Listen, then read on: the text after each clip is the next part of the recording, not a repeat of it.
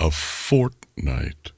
Henry had been unconscious for 2 whole weeks. He couldn't believe it. He stared dumbfounded at Teresa, and apparently they had even spoken several times, and he remembered none of it. He owed his life to her and to her uncle, whose home he resided in, and to the apothecary, and to Sir Robard, and to Sir Robard's men. Oh, how was he going to repay them all? He'd never even been to Rattay, yet no bearings of how to find the apothecary. Suppose he could just ask around. And how was he going to repay him? Teresa handed him some bread and bacon, and he knew, yet again, it was all going to be all right. Somehow, some way, strangely, he felt calmer around Teresa and a little hot behind the ears. Henry could barely ask the words, but he apologized, begging for her forgiveness that he didn't do more to save her at Skalitz. She quickly shushed him. He had. When he slammed that horse into the cumin, the others let go of her. She rushed inside the house, then crawled out of a back window, through the brush, up the covered path into the mines, to look for her brothers. But everyone was dead. She had wandered around aimlessly when she saw Henry head for Skalitz, then Zabishek skulk away to where the bandits were holed up at the silver smelters. She stayed inside the barricaded mill and watched for a time to see Zabishek come out, leading the men towards Skalitz. She continued to follow, convinced that Zabishek was being Zabishek, as always. She didn't care if she lived or died. Everyone she had loved was dead. So, when she saw them approaching Henry, she knew in her heart she had to try to save him, or die with him. He was the last one she loved. She got their attention to save the killing blow. She had no plan as to what to do next. Run? Fight? She didn't know. But she was frozen. Then the thundering hooves came from behind her as Sir Robard and his men used the distraction she made as a means of getting the upper hand. Then they killed several, but the big man, Runt, made it off with Henry's sword. Henry was now in a conundrum. He'd lost Sir Radzig's sword, the last sword his father ever made. He disobeyed direct orders. No idea where the horse was that he'd stolen had gotten to. Teresa placed herself in danger to save him. Sir Robard and his men were put in danger to save him. He's been unconscious for 2 weeks. Her uncle footed that bill and kept him safe. The list of who to thank and how to repay and whom he was indebted to was becoming incredibly long. Henry spoke with Teresa for some time, listening to her harrowing tale. Truth be told, he just wanted to hear her speak. In time, but not long enough, she told him that she needed to get to her chores and that Henry should speak with her uncle. Her uncle. His name was Peshek. He was an older man and none too pleased to see Henry. Henry was met with the startling cost of his care, but Peshek looked him over, cockeyed as Henry spoke. Got a feeling about you and a way you could pay off your debt. Henry was all ears and eager to see one debt struck off.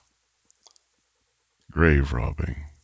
Peshek wanted Henry to find a ring that was on a man the executioner had executed. He was kind enough to offer Henry a spade and a bottle of spirits. Henry thought hard on this for a time. He had just stepped over how many corpses and Skalitz.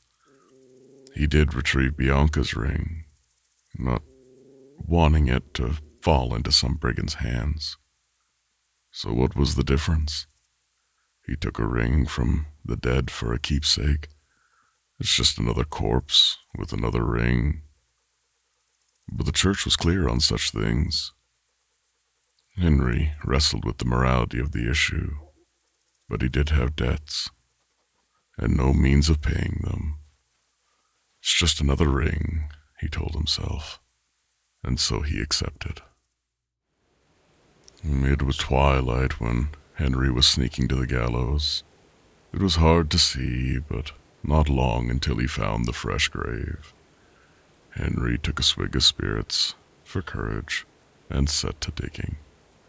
It didn't take long before the smell hit him, but he pushed through to find the loosely clothed, covered body. He searched the right hand, and then the left, then the pockets. Nothing.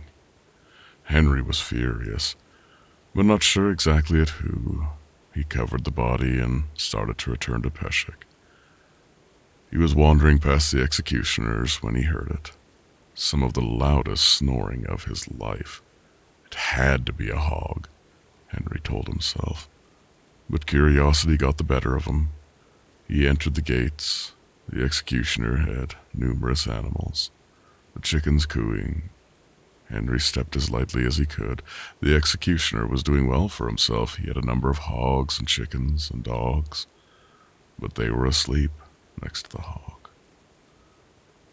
Certainly, Henry couldn't rouse them if he was quiet.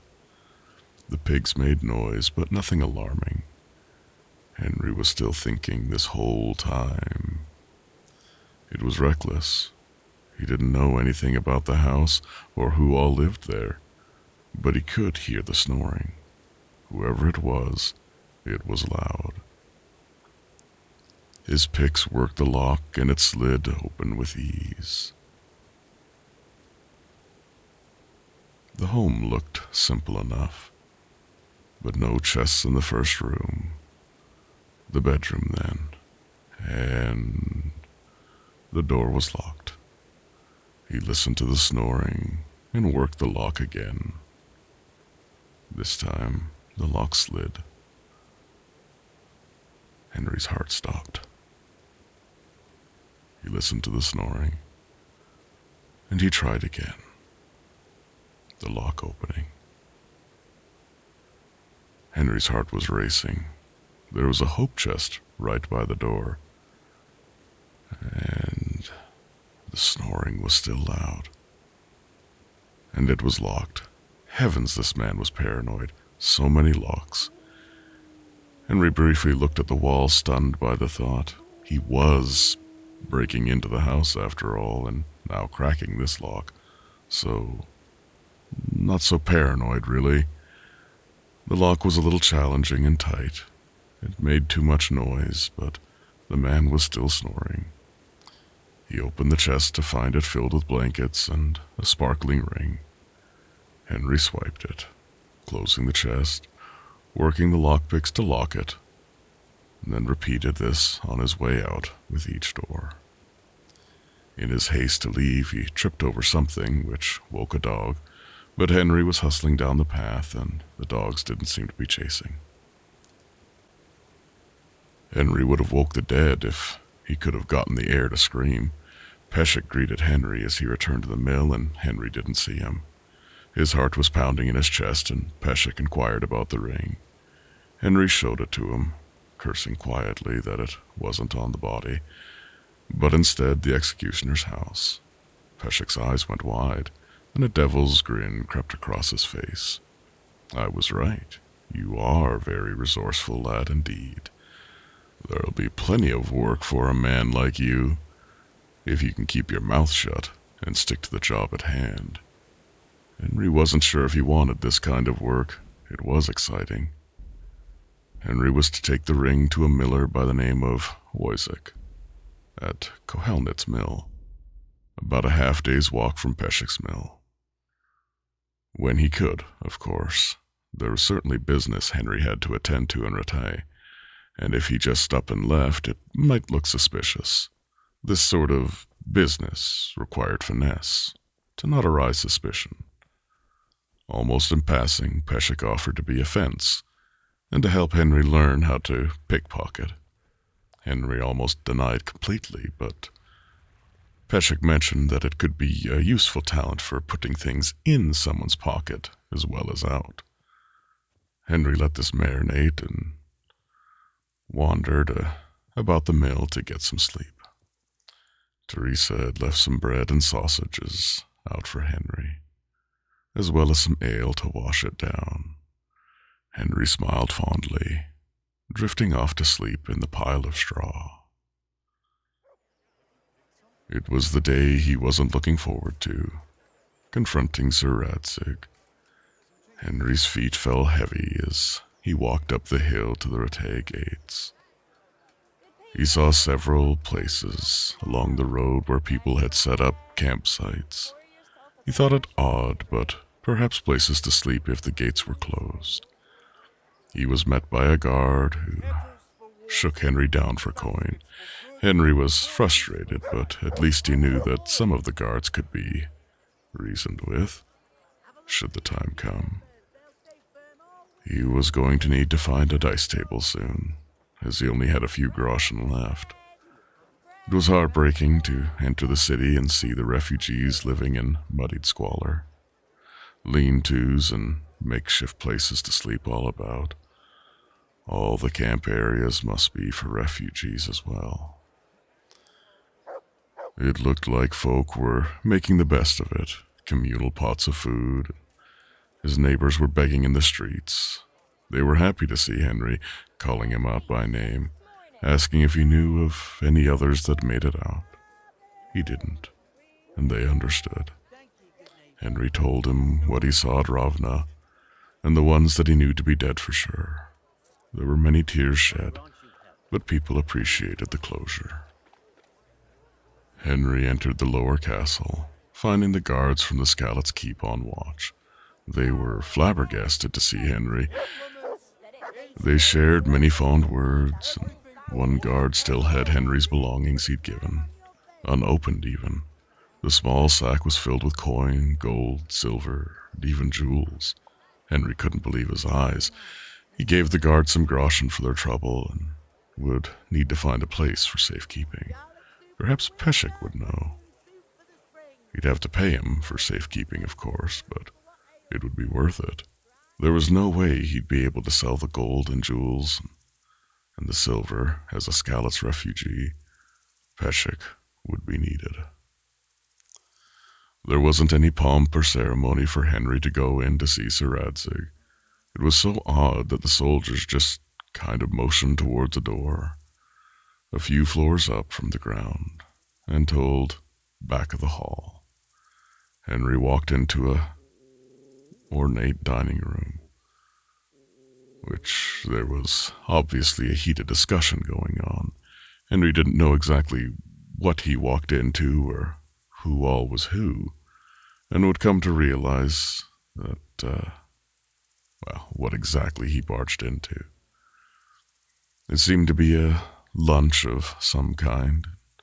He felt like a fish out of water, as sitting in the room ended up being Sir Bernard, captain of the guard of Rattay, and Lord Hans Capon, Lord Hanush of Lepa, Sir Radzig, and the Friar of St. Matthew's in Rattay. Telling Sir Radzig of his lost sword went better than expected. Henry expected that he would be put in the stocks for disobeying and losing the sword, but he was welcomed into Sir Radzig's service. And then Rattay's. He would be getting trained from Sir Bernhard even. and then to be in the bailiff's service.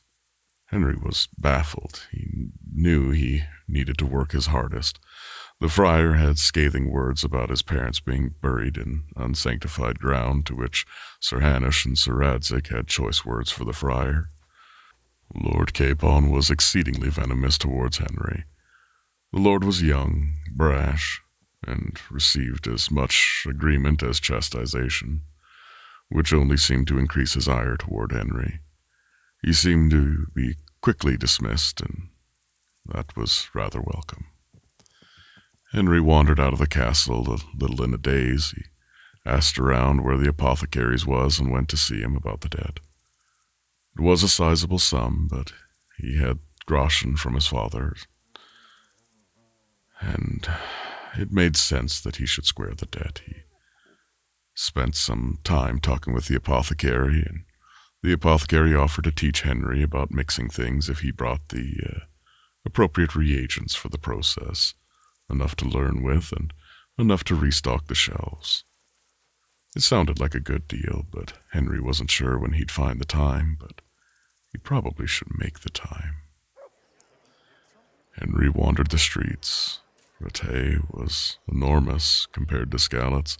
So many shops and people. It was overwhelming to the senses, until he heard the familiar sound of dice. So Henry went in hopes to recoup some losses. He won a few games and lost a few games, but came out ahead, but only slightly. He was certain he wasn't the only one using loaded dice, frustrating as it may be, but that's the chance you take. He was several games in when he noticed Sir Bernard walking past with several soldiers in tow, training. Henry finished the game as quickly as he could, then made for the training field just outside the upper gates of Rattay. He was eager to prove himself, and Sir Bernard was less than impressed with Henry at all. The training for the day was long and arduous, and Sir Bernard didn't go easy on Henry whatsoever. He was going to give Henry every ounce of disdain for his disobedience. Henry barely had the strength to leave the field. Luckily, there was a small campsite nearby with several refugees sitting around a pot. Henry exchanged some groschen to the pool of coin for ingredients to a stew and a cask of ale. He spoke with them, asking and answering questions. Dinner was simple and humble, but after the hard training, Henry didn't care. He curled up with his valuables under his head, and sleep took him very quickly. His days droned on with training and sleep, and when he had enough energy, he would gather herbs and flowers to be taught simple concoctions at the apothecary. On the rainy days, he'd work a deal out with Peshek, and his valuables would be hidden and safe, and buyers found for the bigger items with a healthy cut for Peshek. Henry was perturbed, but it was the cost of doing business. He'd practice to pickpocket and be slapped about when he was too heavy-handed. He'd speak with Teresa and play with the old butcher's dog that had followed them there from Skalitz. It was nearly 2 weeks of hard training before anything interesting happened. Henry was training with Sir Bernard and even receiving compliments for his improvements. It wasn't uncommon to see Sir Hanush or Lord Capon inspecting the training and boosting of morale to the soldiers. Henry had learned that Lord Capon was the Lord of Rattay, but he was too young to inherit the duties. So Sir Hanush was a relative of some sort, and, well, he was the Regent Lord now. Although every chance that Lord Capon got when he would come and boost morale of the troops, he would send snide remarks towards Henry, commenting on his lack of strength or calling him blacksmith's boy or any other snippety comment he could, periodically calling him a coward. It festered the disdain between the two of them, and Henry would try to keep his mouth shut, and when he'd start to talk back, Bernard was quick to shut it. But Henry was reaching his limits for the verbal abuse. Lord or not, Henry's temper was going to get the better of him. The day had come where Bernard felt that Henry had adequately learned enough to go see the bailiff about being in service of the town. Henry was to show what he had learned, and if proven capable, he could serve the town and do more specialized training with the soldiers later. Henry felt proud and was certainly open to the change of pace. Lord Capon had come by for his daily inspections and insults to Henry. Henry was to train in archery this day, and so was Lord Capon, who was claiming to be heavy-handed. Archery was simple enough. He'd played around with bows as a boy. Scarlet's guards would leave them in the guardhouses, and Matthew or Fritz would nick one of them for the boys to play with. When Henry held the bow, the memories flooded him.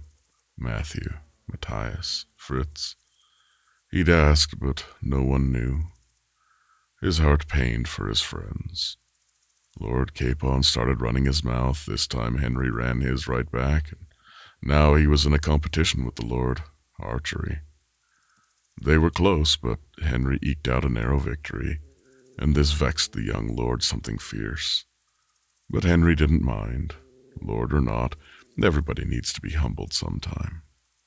Then the Lord continued to run his mouth, and Henry fell for the bait. Now he would have a duel with long swords.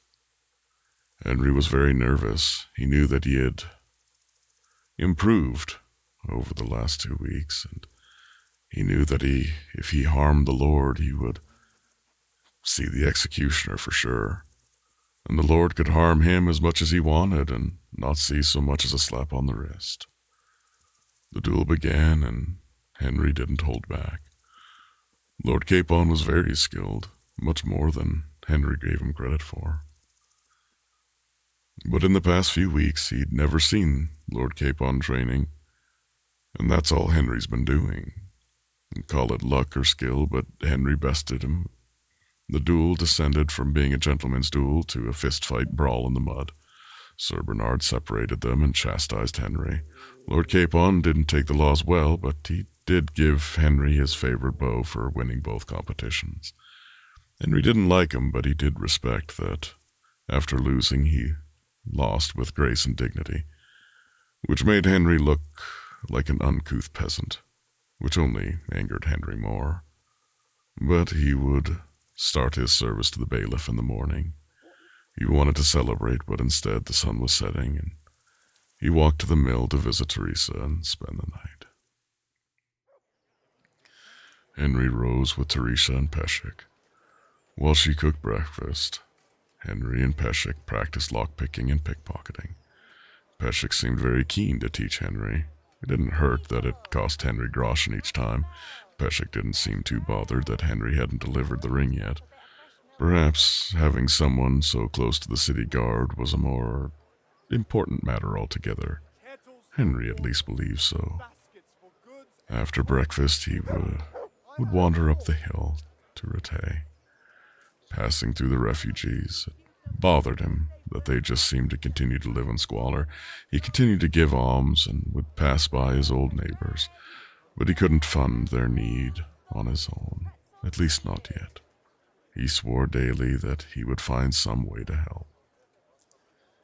He made his way to the rat house, finding the bailiff sitting at his desk, muttering away, flipping through parchments. Henry wanted to learn how to read. The apothecary had shown him a few words. Apparently there was someone willing to teach Anushits. Henry had no idea if he'd ever visit there, hopefully, as he did want to travel. The bailiff was agreeable enough, but seemed more relieved that Henry might quell the refugees. He quickly realized that his position wasn't one of merit, but necessity and placation. It bothered him, but maybe he could give them a voice with the guard. Off to meet a guard captain named Nightingale. He would show Henry the ropes. Henry waited outside St. Matthew's for high noon, when Nightingale would meet him. He took time to walk through the church, leaving a donation, as any good Christian would. He lit a candle for his parents and pondered the last few weeks. He wanted to return to Skalitz again, to visit his parents, place a proper marker. But when would be a good time for such an endeavor? When would his absence not be noticed? Nightingale seemed brash at first, but warmed up quickly to Henry, especially after Henry quelled a dispute between Jane, a maiden from Skalitz, and a bladesmithy. A silver tongue and a few alms, and the fuss died down. Hopefully Jane would hold up her end and keep to where the refugees could beg. Nightingale turned out to be a real chatterbox. He told Henry about which house was owned by which merchant, where the noble houses were, guard houses, guard times, regiments. It was a wealth of information that Peshek would certainly pay for, maybe in lieu of coin for training. A guard was not at his post and was drinking at one of the local alehouses. This brought Nightingale's temper to the surface. Henry followed along and told him what he wanted to hear. After the guard was dealt with, the two sat down to play dice. Henry thought it was odd that just moments before they were scolding a guard and now they were playing dice. They talked and took reports from guards for the remainder of the day. Apparently, Rate has a curfew. Henry couldn't fathom it, and it would certainly play into his profits. He found it odd that he didn't encounter the curfew before, but training was hard, and he went to sleep before the sun had fully set each day. So it made sense to him. Nightingale wanted Henry to ring the bell and close the alehouses for the night. It was eerie how quiet the streets were at night. Town folks seemed to be hurrying home, and that's if there was any town folks out at all. Only guards and dogs. And the guards held torches. Henry couldn't help but smile. He rang the bell, then wandered through the square, giving a nod of acknowledgement to each guard, who didn't pay him much mind. As he approached the alehouse, it sounded rather rowdy. Lord Capon, of course it was Lord Capon, was drinking and shouting. Henry shouted that curfew was in effect, and Lord Capon had a few words on this, given that, well, it was his town after all. He was the Lord of Rate. But Henry just couldn't keep his cool around Capon, so Henry had some choice words for Capon. Something to the effect that Sir Hanush was in charge and Lord Capon wasn't a grown man yet. Regardless of who said what, the fists were flying. The two young men seemed rather evenly matched, blow for blow, headlock for headlock, kick for kick. They tussled and shouted obscenities, and then the real shouting began. Sir Hanush had arrived, with a guard in tow. Henry was certainly going to be in the stocks now. He was just fist-fighting with the Lord of Rate after all. All the emphasis seemed to be on Lord Capon, though. I mean, Henry was just a commoner. A blacksmith's boy, as Lord Capon always wanted to point out. He was the Lord. Henry was keeping quiet, except his youth kept getting the better of him, and he was still young, so wisdom was not as strong. And so he tried to interject several times to say that he was just doing his job and what he was ordered to do. Sir Hanush didn't take to this kindly, nor to Capon's indignation about wanting to go hunting and shirk his duties. Hanush had a devilish grin. Capon could go hunting, as planned. The young lord looked relieved and pleased, but Henry would go with him. He was no longer pleased. Neither was Henry. "But I'm in service to the bailiff, Lord," Henry squeaked out. "No longer," shouted Hanush. Great. Henry was fired. "You are now Capon's page." New job. Better job? Worse job? Henry couldn't decide. Capon was furious. He was wanting to go hunting on the morrow, but had numerous bruises to deal with, both physical and his ego. A day to rest, and, well, then it was the Sabbath, which every good Christian should observe. Then they would go hunting. Henry would find ways to fill the time, but Make sure to prepare to go with Lord Capon.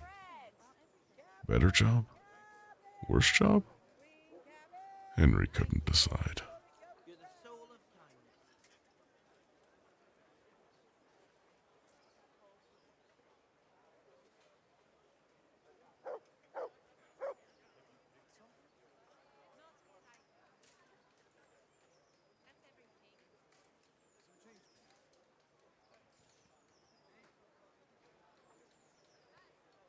Good people, come up close and have a smell. Fresh bread. Pour yourself a bit of fresh milk to drink. Cheery, you know, spring. Kettles for water, baskets for goods, and torches for the night. I have it all.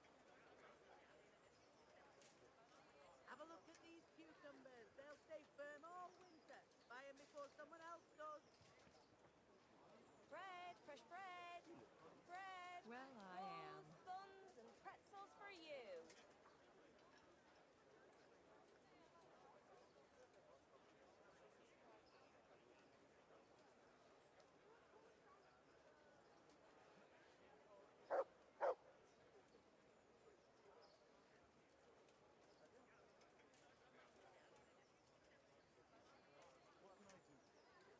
Bread baked just this morning. Bread. Cabbage! Cabbage! Green cabbage! Thank you, good neighbour. You're the soul of kindness. God grant you health.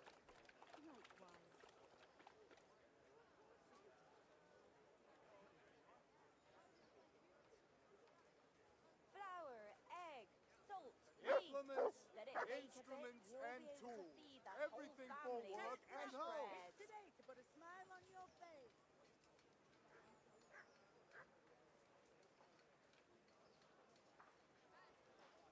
You look worn out. This day took it out of me. Garlic soup for the winter, onion soup for the spring.